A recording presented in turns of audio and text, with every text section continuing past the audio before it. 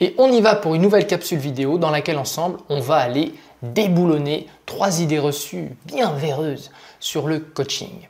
Qui sont, première idée reçue, croire que le coaching c'est faire à la place de l'autre. 2, croire que le coaching c'est de l'encouragement. Et 3e idée reçue, croire que le coach doit être meilleur que celui qu'il coach.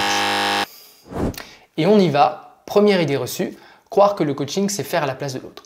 Si jamais tu devais faire ça, ce qui est une énorme bêtise, ça voudrait dire que, par exemple, le coach d'Usain Bolt est censé courir à la place d'Usain Bolt.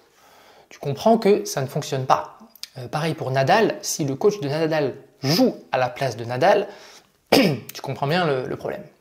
Ça pose un autre problème, c'est que le coaché doit développer à un moment donné, et même tout au long du processus, des aptitudes, des compétences et des capacités. Si jamais tu devais faire à la place de l'autre, comment veux-tu que ton coaché puisse développer à l'intérieur de lui les compétences nécessaires? Tu le priverais de ça. Voilà pourquoi, de toute façon, on ne peut pas faire à la place de l'autre.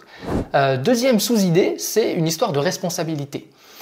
Si à un moment donné, ton coaché doit prendre une décision ou un ensemble de décisions stratégiques, très importantes, personnelles, professionnelles, et que tu prends ces décisions ou que tu l'aides à prendre ces décisions, il va y avoir un énorme problème. Voilà pourquoi le rôle du coach, c'est d'aider l'autre à ce que lui-même ou elle-même prenne une décision et non de lui dire « fais ça » ou « fais ça », ce qui serait une erreur terrible dans le coaching.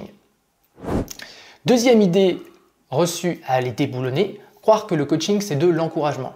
Peut-être que tu as cette idée, et moi aussi j'avais ça au tout début, que le coaching c'est un petit peu ce que tu vois, la caricature du coach, quelqu'un en train de faire des pompes dans une cave et un coach comme ça qui lui dit « Vas-y, fais des pompes, encore plus, une de plus » et croire que le coaching c'est ça. En fait, le coaching c'est tout, sauf ça. Donc si jamais tu veux une définition du coaching, ça ressemble en rien à ce genre de choses-là. Ça s'appelle de l'encouragement, ça s'appelle crier quelqu'un pour qu'il se dépasse. Et si jamais ça t'intéresse, va voir le film Full Metal Jacket et tu comprendras de quoi je parle. Est-ce que ça peut avoir un petit intérêt de faire ça? Oui, mais le coaching en lui-même, ce n'est surtout pas ça. Qu'est-ce que c'est le coaching? C'est poser des questions pertinentes, écouter activement.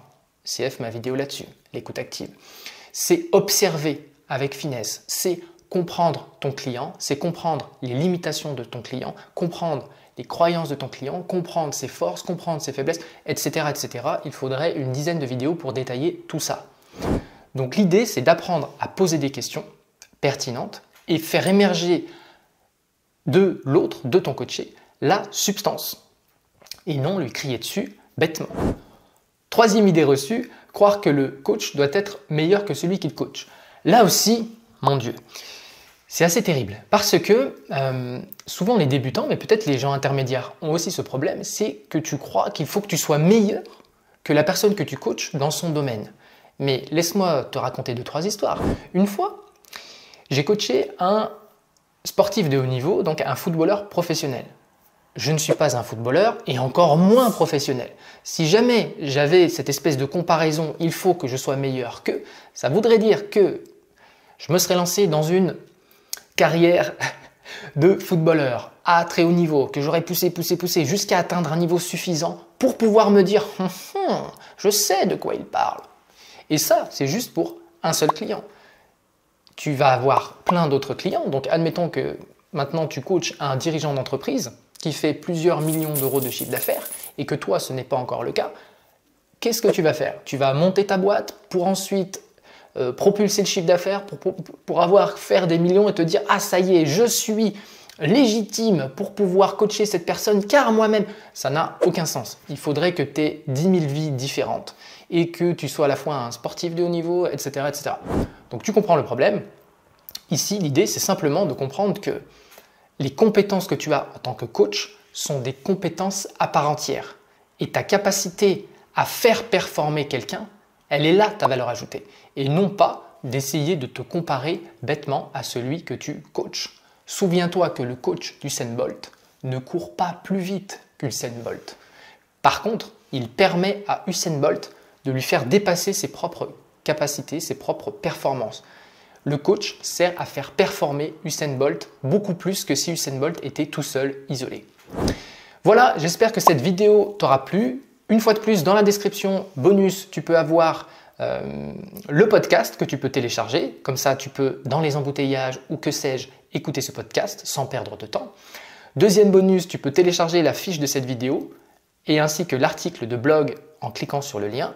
Comme ça, si jamais tu veux avoir tes petites fiches, tu peux les imprimer, les regarder à tête reposée, sachant que dans le blog et dans la fiche, il y a un tout petit peu plus de matière que dans cette vidéo. Voilà, abonne-toi, mets un like. Merci!